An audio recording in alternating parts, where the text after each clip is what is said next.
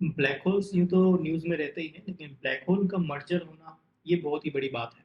Recently ये बहुत ही बड़ी न्यूज़ निकल कर आई है जहाँ पे 2 ब्लैक होल्स का मर्जर ऑब्जर्व किया गया है by the are very important. चलिए हम इसके सारे के सारे डायमेंशंस को कवर करते हैं आज के माइंड मैप में। सबसे पहले हम लोग क्या कवर करेंगे कि ये जो डिस्कवरी हमने रिसेंटली हमने ऑब्जर्व की है इसका सिग्निफिकेंस क्या है। सबसे पहले ये सिग्निफिकेंस देखते हैं। तो सिग्निफिकेंस कुछ इस प्रकार से है कि ये जो ब्लैक होल्स है, ब्लैक होल्स कहा जा रहा है कि दो ब्लैक होल्स का जो मर्जर हुआ है ये 140 टाइम्स और दूसरा जो ब्लैक होल है वो 100 टाइम्स सोलर मास के बराबर है। मतलब हमारा जो सन है वो सन से 100 गुना से ज़्यादा ये बड़ा ब्लैक होल था। यूँ तो ये बहुत ही इम्पॉसिबल इवेंट है कि भाई कोई ब्लैक होल जो है सन से 100 गुना बड़ा हो सकता है, ऐसा आज के 5-6 साल पहले कोई सोच ही नहीं सकता। Now because of the help of gravitational waves हम ये जान सके हैं कि ब्लैक होल्स जो है एक्चुअली में millions of size bigger than sun हो भी सकते हैं। तो ऐसे दो ब्लैक होल्स का मर्जर हमको इस न्यूज में दिख रहा है। फिर आगे देखते हैं तो स्पेसिफिकली कहा गया है कि रिजल्टेंट ब्लैक होल्स जो हैं, कुछ कुछ ब्लैक होल्स जो मर्ज होते हैं तो ये दोनों मर्ज होके क्या बना रहे हैं, 225 टाइम्स ऑफ सोलर मासेस बनाएंगे। अगर साइज की बात करें तो साइज जो है बहुत ही अनएक्सपेक्टेड है जैसे मैंने बताया। और ये होता गया है जब दोनों ब्लैक होल्स दोनों एक दूसरे को हाई स्पीड में क्या करते हैं, स्पिन करते हैं एक दूसरे के साथ साथ। तो ये दोनों का मर्जर होता है और इसकी स्पीड बहुत ही ज़्यादा होती है। आप इमेजिन नहीं कर सकते इतनी ज़्यादा स्पीड में एक दूसरे को क्या करते हैं ये लोग, रोटेट करते हैं एक दूसरे के साथ स्पिन करते हैं। और पोटेंशियल क्या है इसके अंदर, हमको क्या रिफाइनमेंट्स निकल कर आ रही है कि ब्लैक होल के फॉर्मेशंस के बारे में हम लोग समझ रहे हैं, जान रहे हैं कि भाई एक्चुअली में इसमें बहुत सारे डेवलपमेंट्स हैं जो कि इस डिस्कवरी के बाद पता चला है। स्टार्स का इवोल्यूशन कैसे होगा वो भी इस डिस्कवरी के बाद पता चलेगा और यूनिवर्स के मॉडल्स को भी हम लोग बहुत अच्छे से समझ सकते हैं जो आज की ये न्यूज़ आपने देखी है। ग्रेविटेशनल वेव्स को आप समझते हैं एक्चुअली में ये है क्या। तो ग्रेविटेशनल वेव्स जो हैं ये बहुत ही इंपॉर्टेंट एक थियरी है जो स्पेसिफिकली कहा जाए तो एल्बर्ट आइंस्टाइन ने दिया था 1915 में। सोचिए 1915 में इन्होंने ये थियरी दी थी और इसको पहली बार डिटेक्ट करने में हमें 100 साल लगे। 2015 में हमने क्या किया, इसको जाके डिटेक्ट किया by the US, United states ने इसको डिटेक्ट किया अपनी दो ऑब्जर्वेटरी की हेल्प से।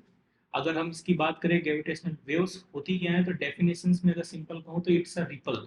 रिपल्स का मतलब क्या कहते हैं कि कोई पानी में अगर आप कोई चीज ऑब्जेक्ट फेंकते हैं तो जो आपको आजू बाजू रिपल्स दिखते हैं उसे ही कहेंगे हम लोग क्या, आपका ग्रेविटेशनल वेव्स। अगर ग्रेविटेशनल वेव्स आप देखें अगर स्पेस में, तो अगर कोई भी बड़ा ऑब्जेक्ट बहुत ही विनाशक कह सकते हैं डिस्ट्रक्शन के साथ अगर कुछ एक्टिविटी परफॉर्म कर रहा है, जैसे कोई न्यूट्रॉन स्टार फट गया, कोई दो ब्लैक होल्स का मर्जर हो रहा है, मतलब बहुत बड़े ऑब्जेक्ट्स जब कोलाइड होते हैं, कंप्रेस होते हैं या फिर एक्सप्लोड होते हैं, तो स्पेस के टाइम में क्या होता है, आपको एक रिपल देखने मिलता है। और ये ऑब्जेक्ट्स कैसे होने चाहिए, बहुत बड़े होने चाहिए साइज में, तो ही आप अर्थ पे ये रिपल्स को क्या कर सकते हो, महसूस कर सकते हो। इनको इंटरसेप्ट करना बहुत ही ज़्यादा क्या है, मुश्किल है, क्योंकि ये बहुत ही ज़्यादा वीक होते हैं। तो और ऊपर से स्पेसिफिक अगर हम कहें तो इलेक्ट्रोमैग्नेटिक वेव्स भी जो है काम नहीं करती इनको स्पेसिफिकली पकड़ने के लिए। तो इसको स्पेसिफिक आपको जो है gravitational waves are very weak. Sources क्या है, किस प्रकार के आपके ग्रेविटेशनल वेव्स होते हैं देख लेते हैं। तो कुछ कुछ सोर्सेज ऐसे हैं, जैसे एक होता है कंटिन्यूसनल ग्रेविटेशनल वेव्स। यानी कंटिन्यूस ग्रेविटेशनल वेव्स कैसे होंगी, तो कोई सुपर मैसिव ऑब्जेक्ट अगर बहुत ही ज्यादा क्या कर रहा है, स्पिन कर रहा है। इसमें स्पेसिफिक अगर हम कहें तो ऐसे ऑब्जेक्ट्स जो कि स्टार हो सकते हैं, बड़े बड़े न्यूट्रॉन स्टार या फिर ब्लैक होल हो सकते हैं, जो बहुत तेजी से स्पिन कर रहे हैं और ग्रेविटी को क्या कर रहे हैं, बेंड कर रहे हैं। फिर दूसरे होते हैं कॉम्पैक्ट बाइनरी इंस्पायरल इनस्पायरल ग्रेविटेशनल वेव्स। इसमें आपके बाइनरी न्यूट्रॉन स्टार आ जाएंगे, मतलब दो अगर न्यूट्रॉन स्टार क्या कर रहे हैं, स्पिन कर रहे हैं, तो आपका ये आ जाएगा। अगर दो black holes, binary black holes अगर आपको दिखते हैं तो आपको ये कॉम्पैक्ट बाइनरी इंस्पायरल क्या बोलते हैं ग्रेविटेशनल वेव्स दिखेगा। न्यूट्रॉन स्टार अगर ब्लैक होल के आसपास दिख रहा है तो भी आपको जो है ये कॉम्पैक्ट बाइनरी इंस्पायरल ग्रेविटेशनल वेव्स दिखेंगी। फिर दूसरी होती है स्टोकेस्टिक ग्रेविटेशनल वेव्स। ये जो है यूनिवर्स का जो इवोल्यूशन जो है, जब से हमारा यूनिवर्स बना है उसकी जो है हमें क्या देती है, इंफॉर्मेशन देती है। और एक होता है बर्स्ट ग्रेविटेशनल वेव्स। ये अनएंटिसिपेटेड होती हैं, इनको जो है हम लोग कह सकते हैं कि कभी भी शॉर्ट ड्यूरेशन के टाइम पे आपको जो है देखने मिलेगी। बाकी जो है स्पेसिफिकली इसमें आपको उतना ज़्यादा इंफॉर्मेशन नहीं मिलता। नेक्स्ट बात करते हैं इम्पोर्टेंस क्या है, आखिरकार इस ग्रेविटेशनल वेव्स का हमें क्या इम्पोर्टेंस मिलेगा। तो सबसे पहले ग्रेविटेशनल वेव्स को आप जितना डीपली समझेंगे आप यूनिवर्स को और भी अच्छे तरीके से समझने की काबिलियत बनाएंगे। आप समझ सकते हैं कि आप यूनिवर्स में अगर आप झांक के देखें तो 90% से ज़्यादा सिर्फ और सिर्फ क्या दिखता है, अंधेरा दिखता है। बट वो अंधेरा नहीं, वो स्पेस की अगर लैंग्वेज में बात करें तो उसे डार्क मैटर कहा जाता है। तो डार्क मैटर को आप जो है अच्छे से स्टडी कर सकते हैं by the help of gravitational waves. अगर आगे बात करें तो कुछ इनविजिबल वंडर्स जैसे कि ब्लैक होल्स। ब्लैक होल्स जो है आज के 50-100 साल पहले इट्स लाइक मिथ कि ऐसा भी कुछ होता होगा, लेकिन हमने जो है ग्रेविटेशनल वेव्स की मदद से जो है आज ब्लैक होल्स को जो है हमने डिस्कवर किया है, और उसके दोनों ब्लैक होल्स के मर्जर को भी हम लोग क्या कर रहे हैं, ऑब्जर्व कर रहे हैं। और ये स्पेसिफिकली आपको जो है इंफॉर्मेशन कैसे मिलती है, विदाउट डिस्टॉर्शन। ठीक है, तो ये इंपॉर्टेंट है। नेक्स्ट बात करते हैं आगे। तो ग्रेविटेशनल वेव्स को जो स्पेसिफिकली डिटेक्ट करने की जो मशीन आती है उसका नाम है LIGO, laser interferometer gravitational wave observatory. तो इसके बारे में थोड़ा बहुत पढ़ लेते हैं। तो लीगो क्या है, तो ये बहुत ही सेंसिटिव इक्विपमेंट है जो ग्रेविटेशनल वेव को क्या करता है, क्या करता है, ऑब्जर्व करता है, उससे रिलेटेड इंफॉर्मेशन डिटेक्ट करता है। सबसे पहले इसने कब डिटेक्ट किया था, सितंबर 2015 में, जैसे मैंने आपको बताया। 1915 में जो है अल्बर्ट आइंस्टाइन ने डिस्कवर किया था अपने रिलेटिविटी थियरी में कि भाई ऐसा भी कुछ ग्रेविटेशनल वेव्स का कॉन्सेप्ट होता है। और इसको डिटेक्ट करने में तो 100 साल लगे, 2015 में जाके हमने क्या किया, इसको डिटेक्ट किया। नोबेल प्राइज स्पेसिफिकली इस जो ऑब्जर्वेटरी है, laser interferometer gravitational wave observatory, इसने जो ये डिटेक्शन किया था उसके लिए इसको जो है नोबेल प्राइज मिला था 2017 में इन फिजिक्स। और इसकी स्ट्रक्चर की अगर बात करें तो स्ट्रक्चर किस कुछ एल शेप का होता है।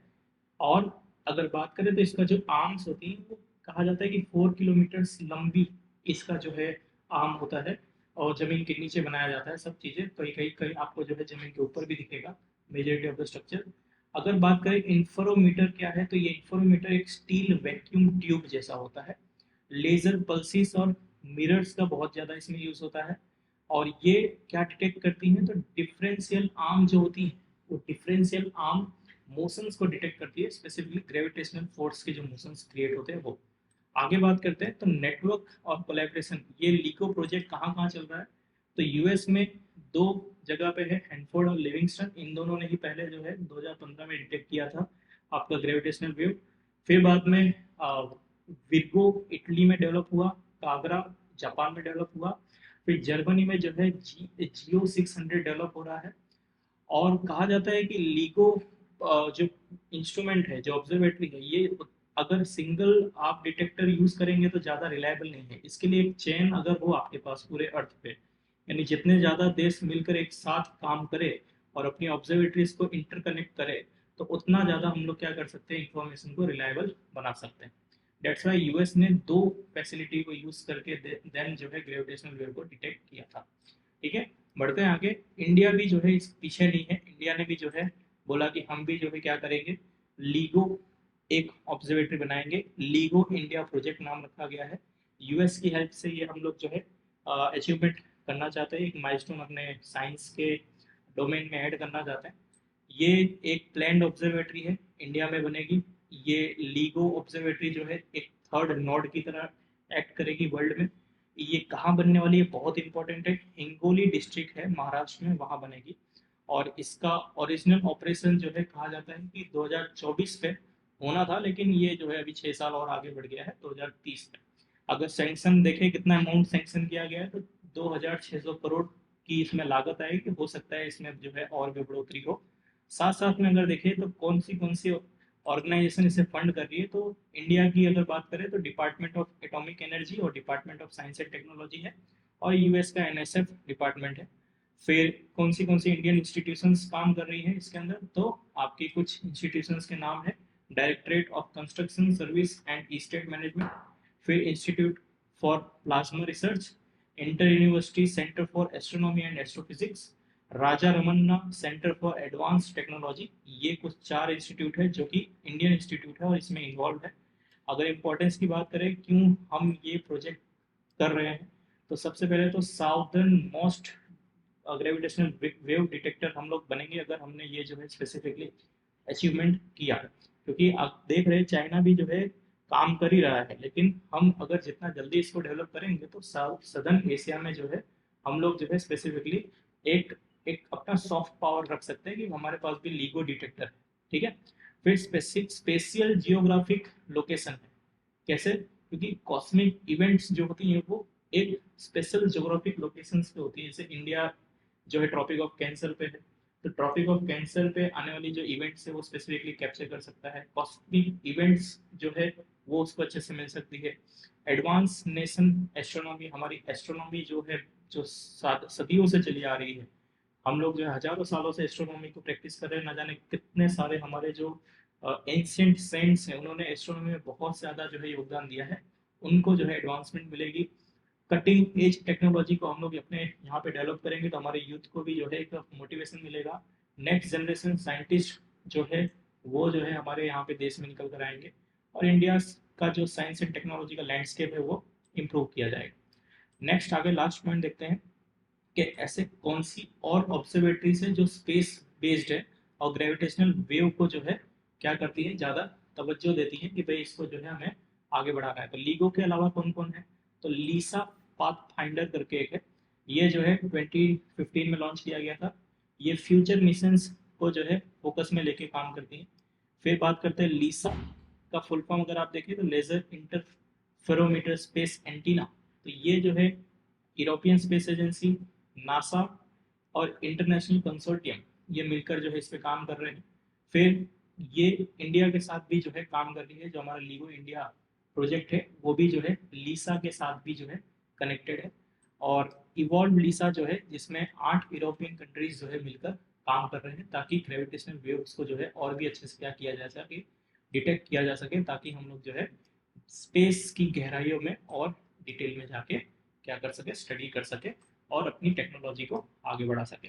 तो ये था आपका न्यूज़ जिसको हमने जो है एक माइंड मैप के माध्यम से कवर किया। न्यूज़ था आपका black hole merger and gravitational waves.